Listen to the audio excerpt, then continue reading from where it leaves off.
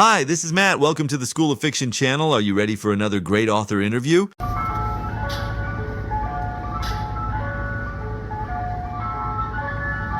The School of Fiction. I'm Mark Barry. As you say, we've known each other for a good 10 or 11 years now.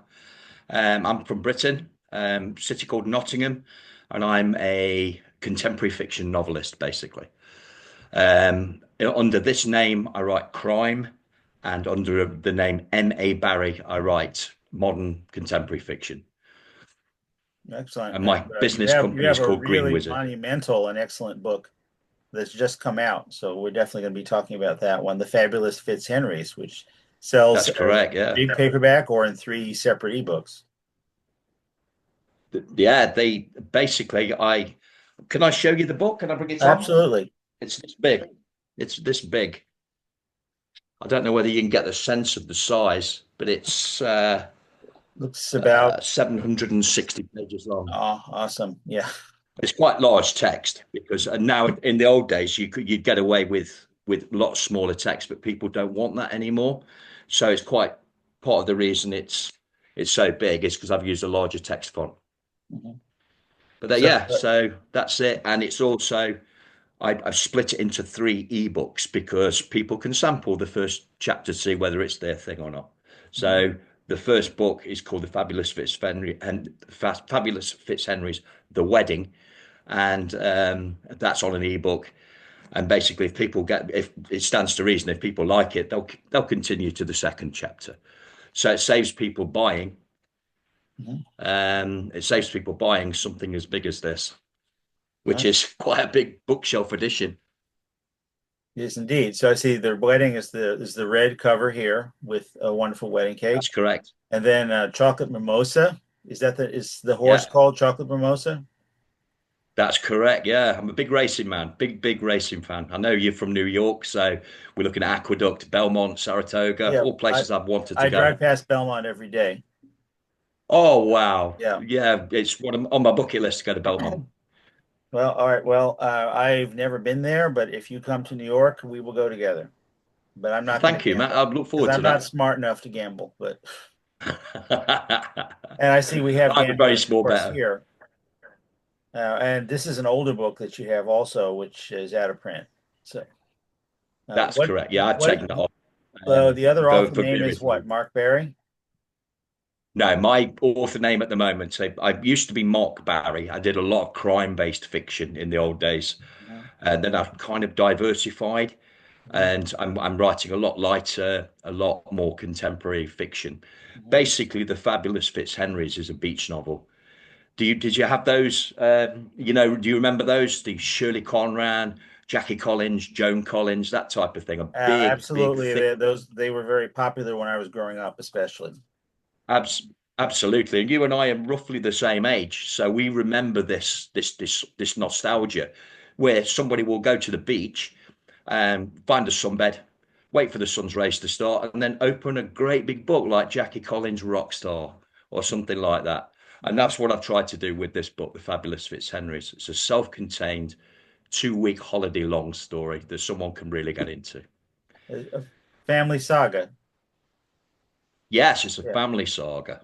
Mhm.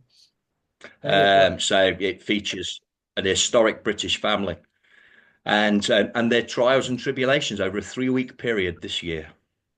what is the start and end time for this novel?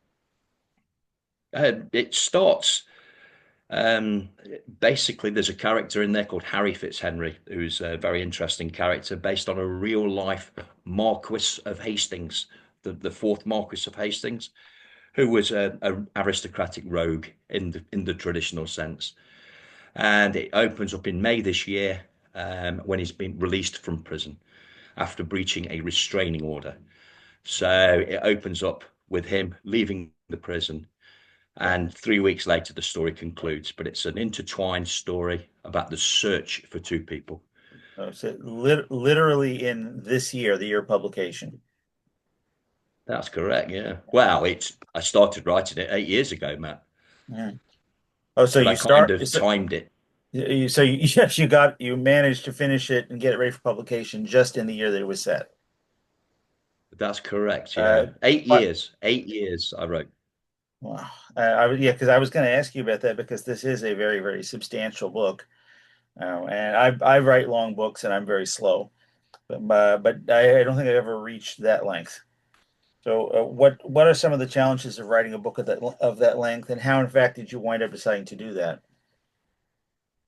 Well, I like many, many, many authors, including yourself, things became really difficult about 4 or 5 years ago. I've seen your most recent one of your recent podcasts with is it Cuddy, Cully Perlman, one of yes. your author friends, and he He, was he talking he about the he algorithm takes as long as he changes. wants to take to make it the way he wants it. That's his Yes, one of his and traits. he I'm in the similar genre to him, and I needed to do something different, Matt. To tell you the truth, I needed to Mhm. do something different because I was writing the same 75,000 word novel, and it was reasonably successful, no complaints whatsoever. But in order to sort of stand out from the crowd, I was thinking about why don't I go back to the 70s, the 60s and 70s when people read long novels. People used to read big books. And I thought, let's try and write one. So I spent 8 years doing it. I never really did it. It was a hunch, really, Matt, rather than any market research. I thought it's one thing that nobody's doing anymore. Nobody is writing a long, long, self contained saga. And that's the word, isn't it? Saga. Don't you hear that much very often nowadays? So I thought I'll have a go. And 8 years later, I finally did it. Since you mentioned that, I'm going to show you one that I remember from that time. And Ladies of the Club by Helen Hoover Santmeyer was over 1,000 pages long. We had this book lying Oh, around, and I never dared touch it. But I don't know if this one oh, was for sale in the UK, but if it was, I'm sure you saw it. And like me, you were kind of struck by how incredibly lengthy and it was, and how much it would have had it. absolutely. You remember this one? That looks brilliant. Mhm. I would read that book. This is something that when I was a young man, I would read this. And then for one reason or another, yeah, I mean, the classic example I would imagine from your country Mhm. is Underworld. You know, Dom DeLillo, Right. Donald, yeah, the the baseball the focused classic novel. postmodernist author of American literature. Yeah. Absolutely. And then, of course, you've got David Foster Wallace, Infinite Jest, which are all far too complicated for me. Mhm. But it's the type of long book that I thoroughly enjoy getting stuck into. And people used to buy and read those kind of books, and they just don't seem to do that anymore. Publishers clearly don't encourage it. So I thought, you know what? Let's see what I can do. Let's see if I can do this. And there are challenges, as you can imagine. You've written a long book, and there's a lot of challenges involved in it. I can see why people don't do it. But let's go through some of the challenges and how you overcame them, Um, how you the addressed challenge, them. Yeah. character development. Well, I wrote several drafts. There are about 8 or 9 drafts of that book. I would you believe I excised about 200, about 25,000 words. I just got rid whole chapters, Yeah. things that didn't work. Obviously, I wrote it. We had a queen on the throne, so I had to rewrite that. So you're up against history when you're writing a time-based novel, based in contemporary times. You have to watch what happens. There is a whole sequence in there with one of the family called Natasha Fitzhenry, who is the CEO of a British-based trust called the Fitzhenry Trust that comes under attack from an American corporate raider. Now, all the way through, the, the politics in America towards British business and stuff all changed. It completely changed in the last 10 years. So I had to rewrite most of that chapter. So one of the major problems you've got writing a long book is sometimes truth is stranger than fiction, and I had to change my book all the time. I had to change the sequence of events because there were things happening in the world that were mirroring what I was doing, or making what I was doing completely redundant. So I had to rewrite. So I have never rewritten a book so often as I have done because the whole, the history changes, the politics change, Are these life complete changes, doesn't it? rewrites or rewrites of specific sections that were affected by these historical I, I transgressions? Basically, the section about business, the takeover attempt of the British company Fitzhenry Trust, is completely rewritten. It was Okay. rewritten last year How much does because Brexit figure into that? I'm sorry. Brexit. How much does Brexit figure into this stuff?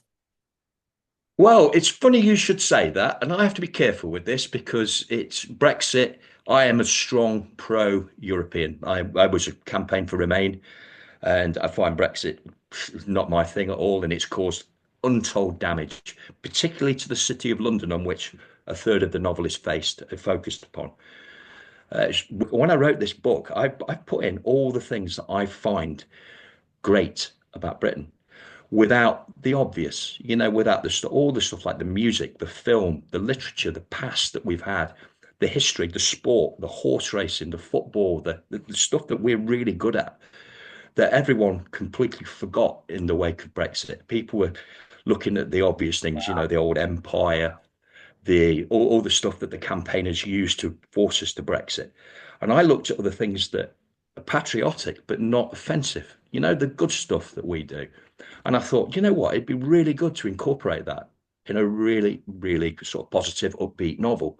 So anyway, without getting, starting to cry, I put a lot of this background in the book by looking at the focuses of what it is to be British and what it is to be a part of a country that has so much going for it that we just lost after Brexit because people completely forgot. So it's a very positive book. It's a very, very upbeat book. I mean, it's a comedy basically. Although I don't know whether you've ever tried to write comedy. Have you ever tried to write comedy, Matt? Not specifically comedy, but I always incorporate humor into the books, but I haven't written something that was comedy focused. No, but I've tried to get as much comedy as I can, and it's hard. It's the hardest thing I've ever done. I Yeah. don't know. I don't know how people can write pure comedy novels because I laugh at certain novels. The Wilt series, for example, that you might have heard of, makes me When laugh you from said page that, I one. thought of Woodhouse actually. Yeah, I P.G. read I Woodhouse. read when I That was was a pure teenager, focus. but before I became aware of the things that had happened to his reputation. Yeah, exactly. What Ho Jeeves, etc. Those are really purely comic novels, I guess. Yes, you're totally right. So there is a hell of an element of comedy in here. Yeah. But there's a sequence at the end of the wedding that I'd love people to read because it focuses on one of the greatest British films, and I can't tell you what it is because I don't want to spoil it. But it's and Well, you I have to tell lead me up to after the it interview all the way. starts. I will do. I will do. Okay. Yeah. It was remade. It was remade. You guys remade it with a very famous actor. But I lead up to it, and I knew the ending of that sequence more than I did. I've noticed one of your podcasts we've talked about plotting Mhm. and talked about being a pantser. I'm very much a pantser. I have an idea in my head where I want to go, but I don't use a map. Right. I follow my nose. But The, I do know we've talked about this before. I do know about endings. I start on an ending and I go, this is where I want to go, and then write my way to it. And this has a very much that we're all really proud of that underpins that book, which I've really enjoyed doing. But it is a comedy. It's upbeat. It's positive. I need your readers. I need all the readers. I wish I could actually put those words down in the marketing because it is a fun book. That's what I tried to do. It's not a serious book. People associate long books with being serious, and this isn't a serious book. It's a fun. As a friend of mine described in a review, it's a romp, the romp. Perfect and word I'm for it. sure a Yeah. romp. Yeah, that's the word for it. It's a romp. It's silly. It's fun. It's upbeat. There are chases. There are car chases. Everything goes off in this book, and it's wonderful. But it was hard to write, Matt. The challenges, the redrafting, the rewriting. The I had to change, for example, when I started writing, we had the Queen on the throne, as I've said. I'm sorry for repeating myself, but I had to rewrite to the King. And it was I was all the way up to publication. I was rewriting. I was rewriting about 6, 7 hours a day, and Oh my that's God. just to make sure that what We've I just mean. The seen. other thing is you write multi-genre. You write multi-genre novels. You've written the wrestling book, which was fantastic. Oh, thank You've you. written the School of the Ages, Mhm. and you've written. you know how I wrote difficult it is romance with also writing under a pseudonym. style. So I started, yeah, I didn't know that until earlier on today. yeah, I read one of you. I didn't know that you did pseudonymous romance. I did. Yeah, I had a How did very, that? How did you find that? I asked a good friend who became a better friend as a result to train me in it because I was looking for an opportunity to kind of improve commercially, and I got into it just the same way. I mean, I don't think I connect to some aspects of the romance genre that really appeal to a female audience. You know, for example, Yeah, I couldn't write mean men, but some of the romance subgenres require mean and dominant men, but I can't write that. yeah, Not in a romance because to me those people should lose. So I always wrote, yeah. not weak guys, but weak guys who were sincere and genuine and tried hard. And so in some ways that worked all right, but in some ways it was difficult for me to connect to what some of my colleagues were doing when I met them because I didn't understand why that had appeal. So I had some weaknesses, but I enjoyed writing what I was writing. I liked it, and when I finally put out a solo novel, it was just as long as School of the Ages novels were, which it shouldn't have been, but well, there it is. Did it do okay? Was it all right? I couldn't mark it, and I'm gonna bring that to a question that we talked about off air. So let me cough first. Sorry. You're kind of relaunching your career. You and I came That's up with Blues correct. I Brothers. disappeared for a few years. We had a lot of books at that time. When I look for your older books, they're not so easy to find. And you told me you're sort of starting all rebuilding around this new comic saga. So uh, I'm I know why I'm doing that. For me, it's changed the media. The media is changing. I'm trying to learn the new forms of media marketing, and the old books are just too old at this point for me to promote them. So I got to write new stuff, and it's a new world, and I'm much older. So I know all those things for me.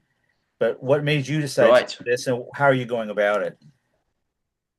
Well, it's worth going back to the past where we met. I sold volume book at one point. One of my books sold 10,000 copies. Another sold 2,000. I sold a lot of books, including a lot in America. I wrote a book called Carla, which I know you've read. Mhm. And that sold, I mean, that was downloaded about 8,000 times. And most of that was in America. And so I thought I was succeeding quite well. You know, I was making money. I was writing every day. I was living the dream, if you like, you know. And then it stopped, Matt. It just stopped. And then I wrote what I considered to be my best book, which is A Shiny Coin for Carol Prentice. I love that book. Never worked as hard as on book, including probably Fabulous Fitzhenry's. Every line, I did what I was supposed to do. You've seen the old school authors who say that you hone every line like a sculpture. You know, every line in that book is honed. For me. It's the only novel that I can actually take and go, this is what I am as a writer, like this. And you guessed it, it flopped. Oh, Matt, it flopped. I don't think I've sold 300 copies of that. And so I stopped. I just went away and stopped. It happened a lot of problems in my life, which I wrote about on the blog. Brexit, I had problems with my career, I had problems with money, and I really wanted that to succeed. That book, I so wanted it to succeed, and it's my biggest flop. And yet people always say, "Oh, what a great book!" And I just could not sell it. And then the interview with Cully, is it Cully? Cully He Perlman. was talking about the algorithm. And I think I published that book just as Amazon changed. And I also had the problem. I also stopped using Twitter, which wasn't a great idea. I'm still not on Twitter now for obvious reasons, X rather. But Yeah. so to answer your question, I went away. I didn't go anywhere near social media. I just disappeared. But that has had a major impact on my visibility. So I'm I'm just coming curious back. It feels like I've started again. when the algorithm stopped. For me, I got killed by the algorithm in 2013. That's when School of the Ages and Right. that stuff stopped selling. I Right. had like a steady improving goal. I had a drip feed on Twitter, which was still Twitter then, and then 1 month all Yeah. the sales went away in 1 month, just like Yeah. when you snap in front of the screen, just like that, all Yeah. gone. Yeah. They keep Yeah. doing It it was because incredible. the Amazon no longer cared about us. They had gotten the deals that they wanted from the big publishers, and they were using indie authors to leverage against that. And we Yep. still have access, but we're no longer pushed. And No. that's that. Agreed. Now, I think that what you're referring to was later than 2013, though. The experience that you had. Okay. Yeah, Yeah. Mine was 2017. yeah. Um, Oh. 2016, 2017, I wrote over that winter, Shining. And afterwards, that was a horrible year, 2016. We Brexited. My football team. I've never heard you mention football or soccer or anything like that. But my football, I'm a passionate soccer supporter of a team called Notts County, which is the oldest professional football league club in the world. And we actually were relegated out of the league structure in this. It would be like, say, the New York Jets playing part-time college football. They would completely disappeared. And it broke my heart. And with the book not doing so well like this, I just thought I can't do this anymore. So I stopped full time. And as you say, I noticed something changing with Amazon. It wasn't as easy to get visibility as it used to be. It used to be, I used to find it quite easy. I had a lot of people getting in touch with me and stuff, but it started to get less and less. So I needed a break. But then all I ever do, Matt, and you've talked about this before, I've seen your posts. I'm a writer. That's what I do. It's my only skill, unfortunately. I can't change a plug. I can't plumb, build, join, fit. And I'm an ex-teacher, but I'm a bit old for that now. But the thing I do best, the thing I enjoy best is writing. So I thought, you know what, let's have a go. And so all the way through, I was still writing Fabulous Fitzhenrys, and then I decided to publish it this year. Yeah. So what are some of your promotional strategies you're going to be working with? Well, I'm basically to buy Amazon advertising. I'm waiting to get 25 reviews because I don't know whether you know, but if you've got a series, they want one of them to have 25 reviews, ratings, before you can buy advertising on Amazon. So I've got my friends, they're reading the book now. Hopefully by the end of October, I'll have me 25, and then I'm going to hammer advertising. I've got some money put aside, and I'm just going to try that. I'm going to try Hope that getting new works. audience because, I never say got that again? anywhere with Amazon ads back in the day, but everything changes. So Absolutely. this thanks for I've got a telling me friend. about the 25 reviews because that's almost impossible to get. Yeah, it's one of yeah.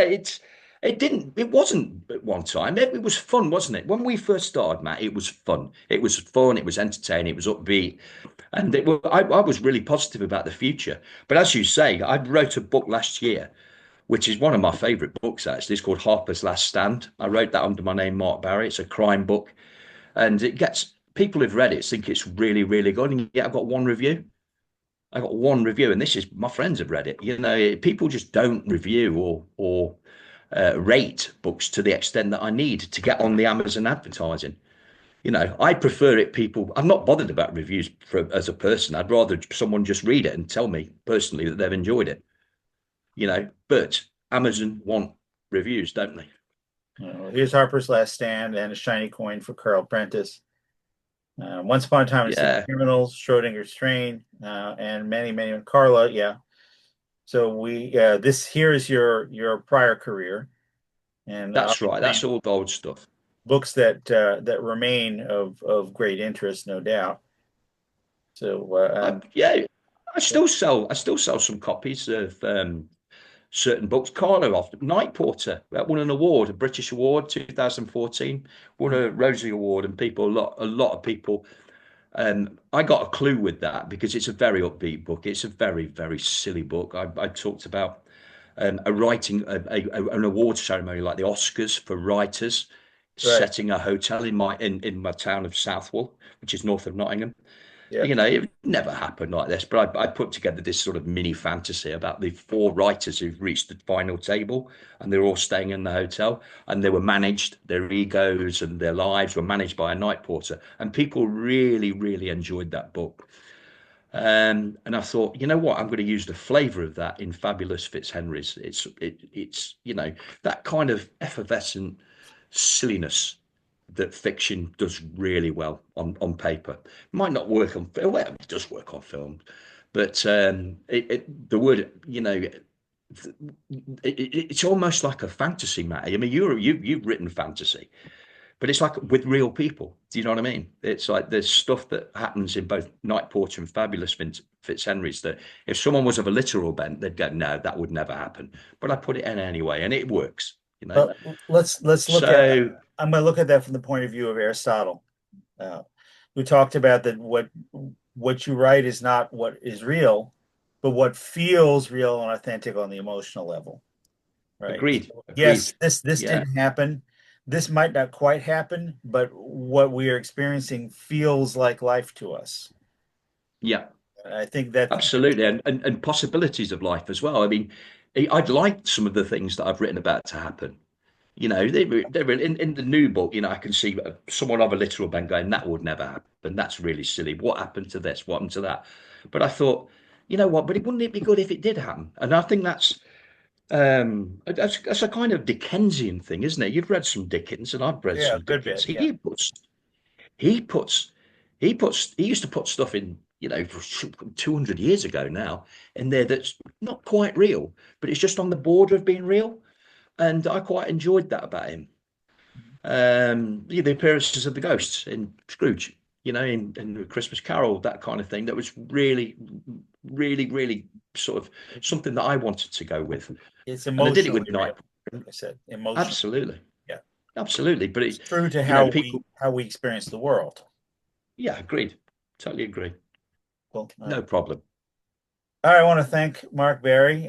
So great to meet you kind of in person, sort of, through the magic of Zoom, and to have a chance to collaborate with you again after more than 10 years after we met in as we're both Absolutely. relaunching our careers, basically. Yeah. Mark with the Fabulous Fitzhenrys and me with this channel, and any books are secret right now. Sorry. Yeah. But yeah, we're gonna work together again. And so once again, I'm sure we will. comments in the comments, and let us know what you'd like Mark to talk about in the creative writing field, because he really knows what he's talking about. And he has Lovely. the books to prove it. Thank you so much, Mark. Fantastic. Thank you very much, Matt. A pleasure to meet you. Yeah.